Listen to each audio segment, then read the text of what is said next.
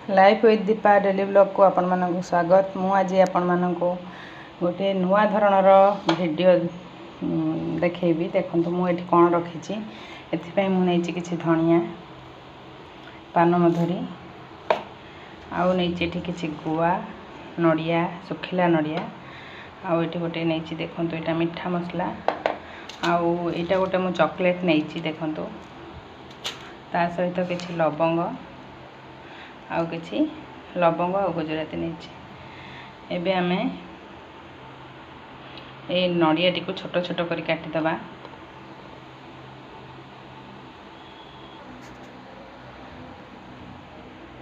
देखो तो मुझे नड़िया गुड़िक छोट छोट पूरा टिक टिक कर काटी देछि। एमती टिक टिक कर काटिबे।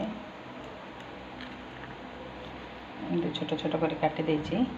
एबे आमे गोटे कड़ाई बसैबा, गैस जळैबा, कड़ाई बसैबा।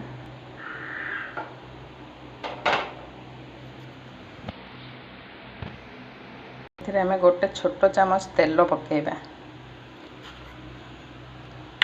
अल्प टिके पकेबा। एबे मु गुजराती रू गोटे चोपा छड़े नहीं ये मंजी को पकई दूची। आ द्वारा कौन हम टे आम जो मसलाटा तैयारी करवा टे बास्ना हम।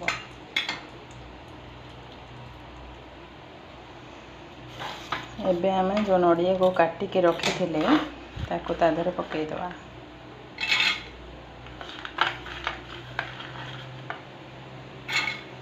मु फाळे नड़िया नहीं आपन चाहिए अधिक नहीं पारे।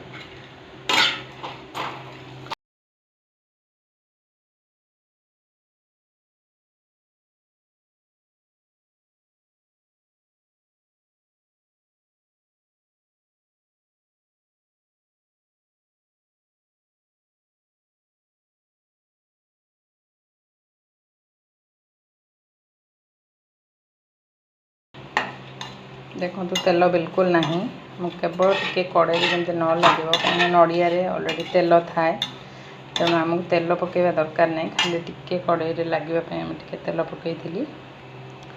देखो तो नड़िया ये नाली हो गला आ तार स्मेल भी आसीगला।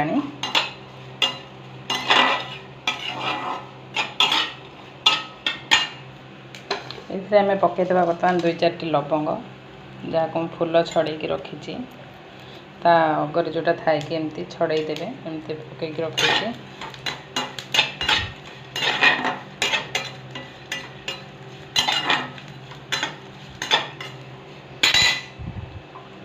एबे एथिरे आम जो धनिया को रखी से धनिया को पकई।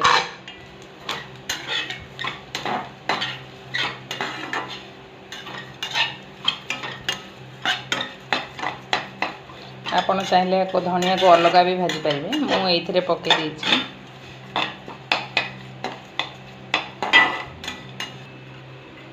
देखो धनिया हो गला आम खाई देखा धनियार टेस्ट।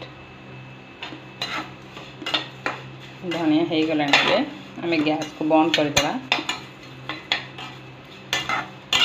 बाहर करदे।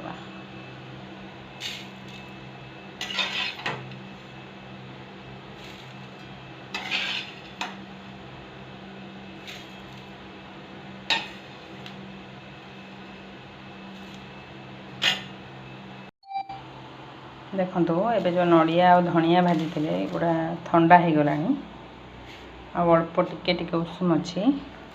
एबे तादर मुझे जो पान मधुरी रखी थी 4-5 चामच पान मधुरी मिसाइबा। मुझे कंचा रखी आपण मैंने चाहिए भाजिक नहीं पारे किंतु कंचा नेले मु भावुँ भल।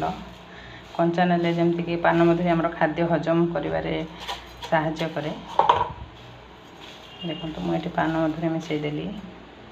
एबे आमे दाधरे जो मीठा मसला रखी थी देखो ये मीठा मसलारू मो आधर आधा चामच मिसई।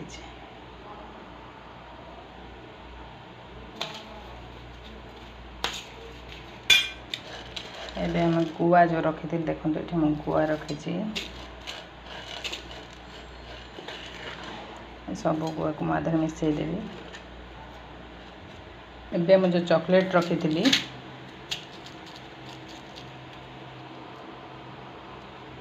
ये किसी आधे मिसईदबा।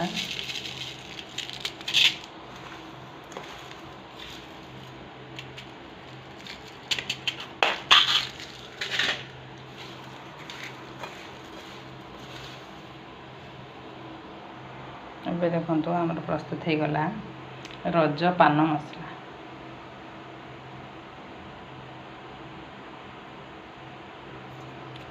ଆମେ ଯେତେବେଳେ ପାନ ଭାଙ୍ଗିବା ସେଥିରେ ଆମେ ଗୁଜୁରାତି ଲବଙ୍ଗ ଏସବୁ ଦେଇକି ପାନ ଭାଙ୍ଗିବା। ଆମକୁ ଆଉ ଗୁଆ ଦେ ନଡ଼ିଆ ଏସବୁ ଆମକୁ ଆଉ ଖୋଜିବାକୁ ପଡ଼ିବନି। ଆମେ ଏକାଥରେ ଏଇ ମସଲା ହିଁ ଦେଇଦେବା। ଆଉ ଯେହେତୁ ଗୁଜୁରାତି ଆଉ ଲବଙ୍ଗ ଏସବୁ ମିଶିଛି ଗଲେ ଜଣାପଡ଼ିବନି କୁଆଡ଼େ ଯିବ କୁଆଡ଼େ ନ ଯିବ। ତେଣୁ ମୁଁ ଏଗୁଡ଼ା ସବୁ ମିଶେଇନି। ଏଗୁଡ଼ାକ ଆମେ ଯେତେବେଳେ ପାନ ଭାଙ୍ଗିବା ତା ଦେହରୁ ମୁଁ ମଞ୍ଜି ବାହାର କରିଦେଇଛି। ଗୋଟିଏ ଗୋଟିଏ ମଞ୍ଜି ଆଉ ଲବଙ୍ଗ ଦେଇକି ଆମେ ପାନ ଭାଙ୍ଗିବା। ଯଦି ମୋ ଭିଡ଼ିଓଟି ଆପଣମାନଙ୍କୁ ପସନ୍ଦ ଆସେ ନିଶ୍ଚିନ୍ତ ଲାଇକ୍ କରିବେ, ସବସ୍କ୍ରାଇବ୍ କରିବେ, ସେୟାର କରିବେ। ଆଉ ରଜରେ ଆପଣ ରଜ ପାନ ଖାଆନ୍ତୁ, ପୋଡ଼ ପିଠା ଖାଆନ୍ତୁ, ରଜକୁ ଭଲ ଭାବରେ ପାଳନ କରନ୍ତୁ। ଏବେ ଆମେ ପାନ ଭାଙ୍ଗିବା, ଦେଖିବା କେମିତି ଲାଗୁଛି। ଦେଖନ୍ତୁ ମୁଁ ପାନରେ ଟିକେ ଟିକେ ଚୂନ ଲଗାଇଛି। ଆପଣ ନିଜ ହିସାବରେ ଲଗାଇବେ। ଆମକୁ ଆଉ କିଛି ଦେବାକୁ ପଡ଼ିବନି, ଏଇଥିରୁ ଟିକେ ଟିକେ ଦେଇଦେବା। ଦେଖନ୍ତୁ ଆଉ ମୁଁ ଏଇଠି ଯେଉଁ ରଖିଥିଲି ଗୁଜୁରାତି ମଞ୍ଜି ଏଇଥିରୁ ଆମେ ଗୋଟିଏ ଗୋଟିଏ ଦେବା।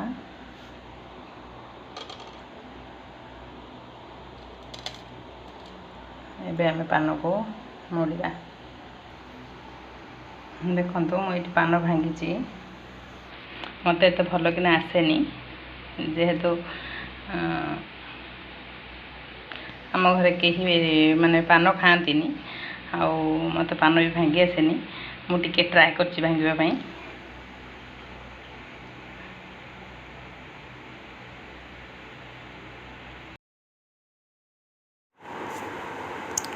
ସମସ୍ତେ ରଜ ନିଶ୍ଚିନ୍ତ ପାଳନ କରନ୍ତୁ। ପୋଡ଼ପିଠା ଖାଆନ୍ତୁ, ପାନ ଖାଆନ୍ତୁ, ବିଭିନ୍ନ ପ୍ରକାର ପିଠା କରି ଖାଆନ୍ତୁ। ମଣ୍ଡା, କାକରା, ଆରିସା, ଚକୁଳି ଏସବୁ ପିଠା ଖାଆନ୍ତୁ। ସାଙ୍ଗମାନଙ୍କ ସହିତ ନିଶ୍ଚିନ୍ତ ଭାବରେ ଯେମିତି ସେଫଲି ରଜ ପାଳନ କରନ୍ତୁ। ରଜ 3 ଦିନ ନିଶ୍ଚିନ୍ତ ପାଳନ କରନ୍ତୁ। ଆମ ପରମ୍ପରାକୁ, ଆମ ସଂସ୍କୃତିକୁ ମନେ ପକାନ୍ତୁ। ହାପି ରଜ ସମସ୍ତଙ୍କୁ।